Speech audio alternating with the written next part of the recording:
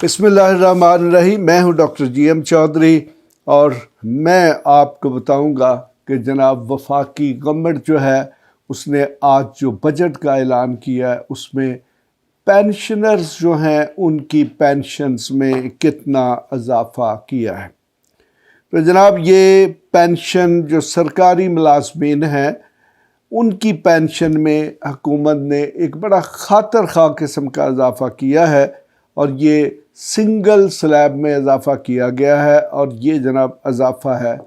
17.5%، یعنی کہ 17.5% جو بھی وہ پینشن لے رہے ہیں اس میں اضافہ کر دیا گیا ہے۔ لیکن جناب اس میں بڑی ایک جو دلچسپ اور انکریز کی گئی ہے کہ عام طور پر جو چھوٹے سرکاری ملازمین ہیں ان کی بہت تھوڑی پینشنز ہوتی ہیں، کسی کی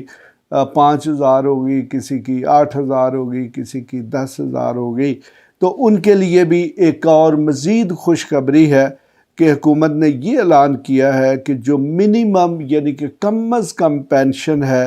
وہ 12,000 ہوگی۔ تو اس طرح جو جتنے بھی چھوٹے ملازمین ہیں یا وہ ملازمین جن کو آلریڈی پینشن مل رہی ہے تو اس وقت چونکہ ان کی جو بنیادی تنخواہیں یعنی کہ بیسک سیلریز تھیں وہ کم تھی، تو اس لیے ان کی جو پینشن ہے کسی کی 2,000، کسی کی 4,000، کسی کی 8,000 تھی، تو ان کو بھی بڑھا کر 12,000 کر دیا گیا۔ یعنی کہ اب ہر سرکاری ملازم جو ہے جو آلریڈی پینشن لے رہا ہے اس کی جو منیمم پینشن ہے اس کو 12,000 کر دیا گیا ہے۔ تو یہ جناب ایک بہت بڑی خبر ہے، خاص طور پر ان ملازمین کے لیے جن کی بیسک تنخواہیں، بنیادی تنخواہیں پہلے کم تھیں اور ان کی بیسس پر ان کی جو پینشن ہے وہ بھی کم تھی، تو اب ان کی پینشن کو کم از کم 12,000 کر دیا گیا۔ اگرچہ آج کل جتنی مہنگائی ہے یا انفلیشن ہے اس کے حوالے سے یہ کچھ بھی نہیں ہے، لیکن پھر بھی کچھ نہ ہونے سے کچھ تو بہتر ہے۔ تو اس طرح جناب یہ پینشن کے حوالے سے 2 خبریں ہیں، یعنی کہ جو منیمم پینشن ہے اس میں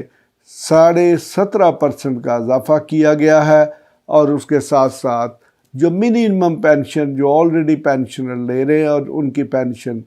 12,000 سے اگر کم ہے تو اب اس کو بڑھا کر 12,000 کر دیا گیا ہے۔ اس کے ساتھ ہی میں اجازت دوں گا، ابھی چونکہ بجٹ فائنل نہیں ہوا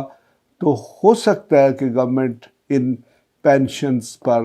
کچھ نظر ثانی کرے، یعنی کہ ان میں مزید اضافہ کر دے۔ اس کے ساتھ ہی خدا حافظ۔ ایسی مزید ویڈیوز دیکھنے کے لیے ہمارے چینل کو سبسکرائب کر لیں اور بیل آئیکن کو آن کر لیں تاکہ آپ کو ہر نئی آنے والی ویڈیو کا نوٹیفیکیشن ملتا رہے۔